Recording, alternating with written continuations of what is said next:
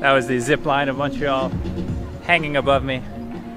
Thought it'd be a nice place to start today's video because today I'm going to take you on a little walk around the old port of Montreal.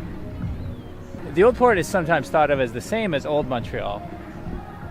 The way I would distinguish it is old Montreal is the older buildings that are next to old port, but the old port is actually facing the St. Lawrence River. Both areas have a lot of attractions for tourists though, as you can see with the Ferris wheel, the zip line, and these beautiful walking paths. There are a lot of nice views that way, past that somewhat ugly paint peeling building. There are a lot of nice views that way, which I'm going to show you on this video. But first, if you can hear that music behind me, that's actually something called Korea Week. The organizer of this festival had seen my channel. They reached out, they asked if I wanted to try some Korean food. So I thought it'd be cool to take you guys along. Let's go check it out.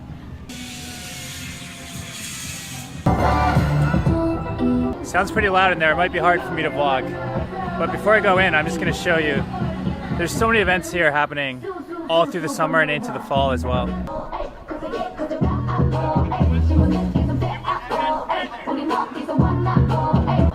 This is why they call Montreal Festival City. Okay, here we go.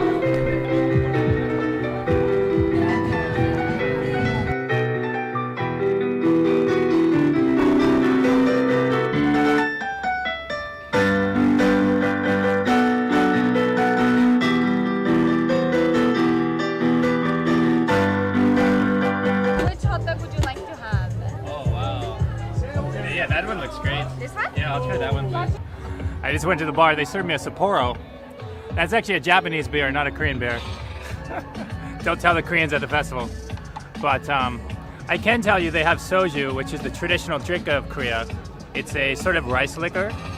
If you go to Korea, every single picnic you see, there'll be like 6 bottles of soju. They absolutely love that drink. You gotta be careful though, because it tastes light when it's going down, but after 1 or 2 bottles, everything starts to spin. Speaking from experience. Donut, hot dog, beer. That's a balanced dinner, if I do say so myself. I just took you outside to show you some of the beautiful views that we have down here by the water.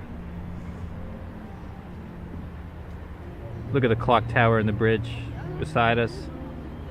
And that, on the other side of the river, is Parc Jean Drapeau. More specifically, it's in the middle of the river, actually. If you check the map, you'll see what I mean. That park is probably deserving of its own video, to be honest.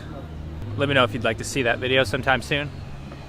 I'm just gonna take a little walk down this area and show you another notable Montreal landmark, which will soon be appearing across the water.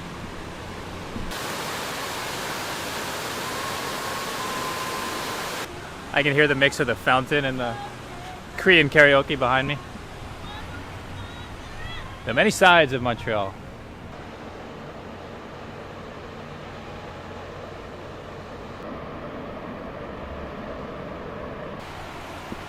Anyway, that building, which you can hopefully just make out now, is Habitat 67, which was actually built as part of the Expo 67, you know, the World's Fair that took place here in 1967, when a lot of people were looking to the future and imagining what it might look like. And so that building there was an imagination of how people might be living in the future in 1967. So it's kind of like you remember that show, The Jetsons? It hasn't exactly come true, but we are living in increasingly small boxes, so maybe it kind of is coming true. The Jetsons thought we would all have our own robot maids. We don't, but we do have robot vacuums. So maybe every generation is destined to get some things right about the future and some things wrong as we pass by Cirque du Soleil, the famous circus act that is also here at the Old Port of Montreal. This is perhaps the heart of Montreal's tourist industry, right here by the river. Uh-oh. Are the trees already starting to change colors? Guys, it's August. Summer's not over yet. Slow down. A sign for IMAX Australia. Interesting. If you go to Australia, is there going to be a sign for IMAX Canada? These are the questions that keep me up at night.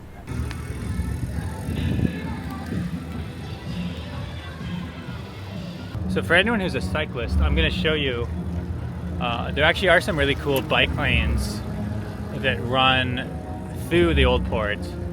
But you need to be aware, because as I've been saying about how many tourists this area gets,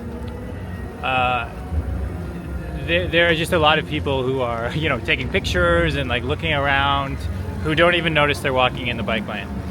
So as a cyclist, I would say, you know, it's a very nice route, but don't be trying to go too fast around here, because there's all kinds of people who are walking on the bike lanes, at least in the summer months. Oh, Je t'aime Montreal. I love MTL. I think that's a new sign, actually. I haven't seen that before. Right at the base of the Ferris wheel. Anyway, as I cross these train tracks, I'll show you an example of, you see this? There is a no walking sign, because technically this is a bike path. You can see a cyclist coming up. I'll wait to let them pass.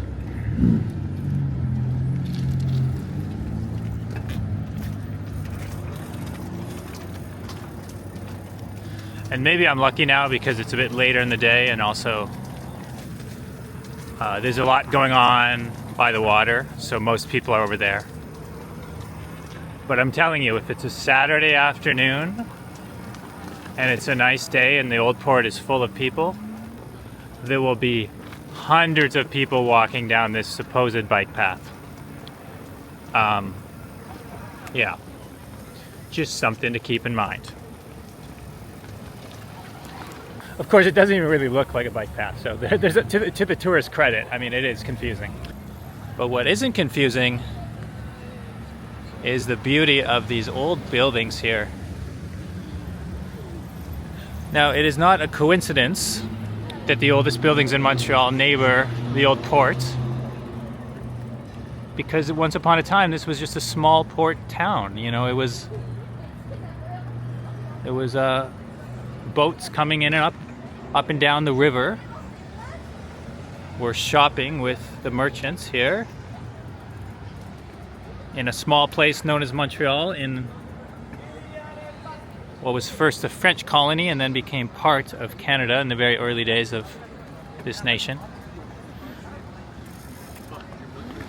And in those days, you know, people lived in buildings like the ones behind me. And something else interesting that I learned relatively recently is that, you know, it's only really in the last couple of decades that Montreal has embraced this part of the city for tourism and seen it as an area to, you know, invest a lot of money in and really center the Montreal tourist experience on. Because for many decades, it was run down and nobody wanted to live here. Nobody wanted to repair these old buildings. If you can believe it, these gems, maybe not right here in the water. I mean, I would imagine that something here was preserved.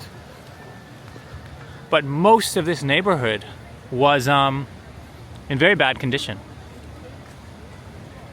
And it just goes to show you, we never really know what future generations will think of our neighborhoods and of our cities. Kind of like we were saying with the Jetsons and Habitat 67, we never know what the future is going to be like. We might have our ideas, but it could be the neighborhoods that we think, oh, it's old, no one wants to visit there, are precisely the things that are the most interesting in 50 years. You know, maybe our old cell phones that have stopped working when we throw away the iPhone 12 and upgrade to the iPhone 15, maybe in 100 years or so, that iPhone 15 will be a cherished object from the past. Or maybe they'll just be filling up the dumpsters. That seems pretty likely too. But here's another look at Habitat 67. The aforementioned look at the future from the past. Hope you enjoyed this video, and I will catch you next time. Peace.